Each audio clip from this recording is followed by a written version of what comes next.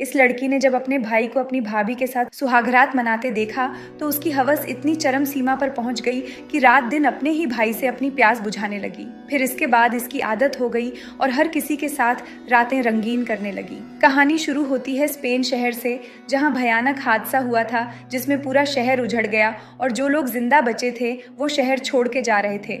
इन्हीं सब के बीच हम चिंकी को देखते हैं, जिसके हाथ में एक छोटा बच्चा है। चिंकी भी ये शहर छोड़ अपने पति के पास जाने के लिए निकल रही थी। अब सारे लोग दूसरे शहर शिप पे बैठ के जा रहे थे। अब चिंकी के पास पैसे नहीं थे तो वो सबकी नजरों से बचते हुए शिप पर चढ़ जाती हैं, पर वो वहां के गार्ड की नजरों में आ जाती है, जिसके कारण उसे अगले पोर्ट में उतार दिया जाता है। अब वो एक अनजान शहर में थी और उसके पति का शहर अभी भी काफी दूर था, तो अनजान शहर में घूमते हुए एक आदमी से मदद मांगते हुए अपनी कहानी सुनाने लगी। लेकिन वह आदमी खुद को उससे भी ज्यादा गरीब बताते हुए निकल देता है। इसी बीच वहां से निकल रही लड़की का पर्स रोड पर गिर जाता है तो चिंकी की नजर उस परे पड़ती है और वो उसे लौटा देती है। चिंकी उसके पीछे जाते हुए उससे उसकी हेल्प करने बोलती हैं और वो अपनी पूरी कहानी बताती है, तो वो लेडी उसकी मदद करती है और उसे अपने साथ कार में बैठाकर बस स्टैंड छोड़ते हुए कुछ पैसे देती है। चिंकी बस में बैठ लास्ट सीट पर बैठ जाती है और अपने बच्चे को दूध पिलाने लगती है। तभी वहाँ दो टपोरी आकर उसे छेड़ने लगते हैं और बोलते, डार्लिंग एक साइड का खाली है, कहो तो हम भी पी ले। तभी वहाँ एक आदमी जिसका नाम रोड है वो आता है, जिसके पास एक गन थी, तो वो दोनों छपरी उसकी गन देख पतली गली पकड़ के निकल लेते हैं। तो चिंकी उसे बदले में थैंक्स बोलती है, जिसके बाद उनका सफर शुरू हो गया था। तभी बस का कंडक्टर उसे दिखता है, जिसे देख वो घबरा जाती है, क्योंकि उसके पास पैसे थे बट उतने नहीं कि वो टिकट खरीद सके। तो वो रोड को कुछ पैसे देने बोलती है, पर रोड उसके लिए टिकट ले लेता है।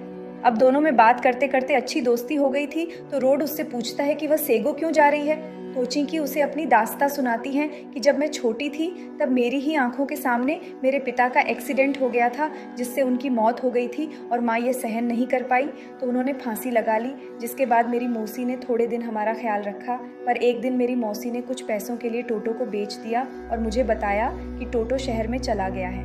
अब रोड चिंकी को सैंडविच और पानी की बोतल देता है, तो सैंडविच को खाते हुए चिंकी बताती है कि जब वह 16 साल की थी तब मेरा फिगर बहुत कमाल का था, तो मेरे अंकल की नीयत खराब होने लगी और ज़बरदस्ती मेरी गुफा को खड़े खड़े लाल कर दिया। और जब मैंने यह बात अपनी मानसी को बताया तो मानसी ने उल्टा मुझे ही मारा, क्योंकि उनके पति उनके लिए देवता थे। अब यह सुनकर तो रोड को गुस्सा आया कि कैसे अंकल ऐसा कर सकते हैं। फिर रोड पूछता है कि तुम्हें प्यार कब और कैसे हुआ, तो चिंकी उसे बताती है, एक रोज़ मेरी मानसी ने पास के शहर में काम के लिए भेज दिया था और वीक के दिन मासी कॉल करके बताती है कि तेरा भाई आया था, तो मैंने तेरा एड्रेस उसे दे दिया है। और उसी दिन टोटो मुझसे मिलने आता है और मैं उसे देख बहुत खुश होती हूँ। फिर वह मुझे अपने घर लेकर जाता है, तो मुझे पता चलता है कि टोटो ने शिनोए नाम की लड़की से शादी कर ली है और वो जितनी खूबसूरत दिखती थी उसका दिल भी उतना ही खूबसूरत था। वो मुझे मेकअप करती है और इस माहौल में रहना सिखाती है और मैं थोड़ी देर टोटो के साथ मस्ती करती और रात को वो मेरे लिए डिओड्रेंट लाया था। अब रात को टोटो और शिनोए दोनों एक दूसरे के साथ रातें रंगीन कर रहे थे, तो उनकी आवाज़ें सुनकर मेरे बगीचे से पानी निकलने लगा और मेरे संतरे भी टाइट हो गए, पता नहीं कैसे। अब ये सुन रोड का हथियार भी पागल हो रहा था। फिर चिंकी बताती है कि फिर मैं उन्हें ऊपर से झांक कर देखा तो मैं पागल हो गई। उन्हें देखकर मेरे नीचे झटके लगने लगे और मेरी टांगों के बीच से पानी की धार बहने लगी। उसके बाद जो भी मुझे दिखा मैंने अपनी हवस शांत करने के लिए अंदर डाल खुद को शांत किया। अब इधर रोड ये सुन चिंकी को बोलने लगता है कि क्यों मुझे तड़पा रही हो, मुझे तुम्हारी लव स्टोरी जाननी थी ना, कि तुम्हारा ठरकपन। तब चिंकी बताती है कि उसका भाई ही उसका पति है। ये सुनकर रोड शॉक्ड हो गया। चिंकी उसे बताती है कि शिनोए कुछ काम के लिए बाहर थी और मुझे मेरे ही भाई से प्यार हो गया जब से उसकी खुदाई देखी और मैं उसके क्लोज आ गई और एक रात मैं अपने कपड़े खोल बेड पे लेट जाती हूँ और जबरदस्ती उसे शिनोए की तरह खुद को बजवाने के लिए बोलती हूँ। पहले तो उसने मना किया, फिर बाद में मेरी हवस को देख उसे भी रहा नहीं गया। फिर भाई ने मेरे पौधे में रात भर पानी की बारिश की। अगले दिन जब मैं खाना बना रही थी तब पीछे से टोटो आया और फिर से मेरी गुफा में औजार डाल मुझे मजे करवा दिए। उसके बाद हर घंटे वो मेरा तबला बजाता और उसने अपनी शिनोए को भी पूरे साल में भी इतना नहीं पेला होगा जितना उसने मुझे 4 दिन में पेला। और कुछ दिनों बाद मैं गर्भवती हो गई, तब टोटो मुझे वापस गांव ले आया ताकि मैं बच्चे को जन्म दे सकूं और शिनोए को हमारे कांड के बारे में पता न चल जाए।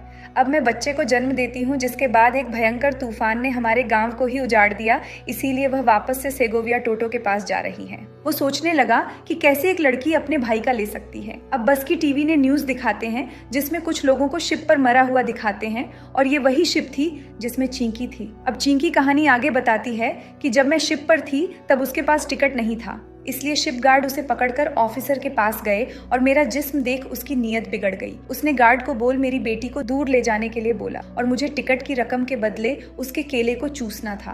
वो होने के बाद दोनों गार्ड ने बारी बारी मेरी गुफा की खुदाई की, इस वजह से ब्लड भी आ रहा था। अब जब उन सबका मेरी लेके हो गया तो मुझे भेज दिया और दूसरी तरफ हम देखते हैं कि उन गार्ड्स के पास कुछ हाई क्लास लड़कियां भी आई हुई थी, तो बाकी के गार्ड्स भी उन सब की गुफा में अपने रॉकेट को लॉन्च कर देते हैं।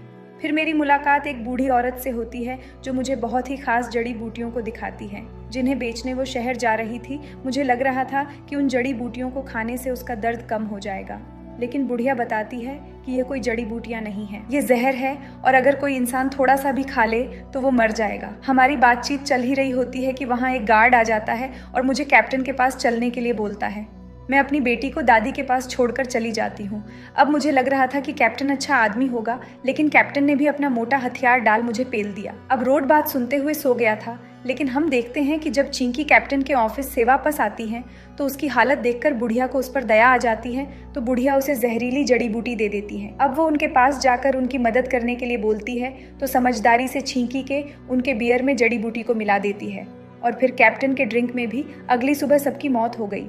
और इसी वजह से चिंकी को पहले ही शिप से उतरना पड़ गया था ताकि वो उन लोगों के मर्डर के केस में न फंस जाए। इस बीच उनकी बस रात में एक जगह पर रुकती है जहां दोनों साथ में डिनर करते हैं और फिर रोड लोली के लिए एक मोबाइल फोन खरीदता है ताकि वो टोटो को कॉल करके घर जा सके, लेकिन कॉल लगता ही नहीं और रात भी काफी ज्यादा हो गई थी, तो रोड उसे उसके साथ होटल में रुकने के लिए बोलता है। वो मान जाती है। अब रूम में आते ही चिंकी नहाने के लिए जाती है और जब चिंकी नहा रही थी तो उसका बदन देख रोड पागल हो जाता है और वॉशरूम में घुस जाता है। तो चिंकी भी काफी दिनों से सुखी थी, अब अलग अलग लोगों का लेने से उसे भी मजा आने लगा था। अब मजे लेने के बाद चिंकी को काफी सुकून मिला था। अब दोनों सोए थे, तब रात में रोड को उसकी वाइफ का कॉल आता है तो वह चुपचाप वहां से निकल जाता है क्योंकि वह बस चिंकी की चिकनी गुफा लुफ्त उठाना चाहता था। अब सुबह में होटल की सिक्योरिटी चिंकी को रूम खाली करने को बोलता है और चिंकी अपने बचे कुचे पैसे लेकर अपनी बेटी के साथ आगे के सफर पर निकल पड़ती हैं। उधर रोड अपने घर ब्रेकफास्ट कर रहा था, तभी टीवी पर खबर आती है कि रोड ने शिप के सारे क्रू मेंबर को मार दिया और इस बात की गवाही चिंकी पुलिस के सामने दे रही थी। चिंकी ने इसलिए किया क्योंकि वो उससे बदला लेना चाहती थी, क्योंकि उसने रोड को अपनी पत्नी से बात करते हुए सुन लिया था और उसे पता चल गया था कि वो उसे झूठ बोल उसकी बांसुरी बजा गया।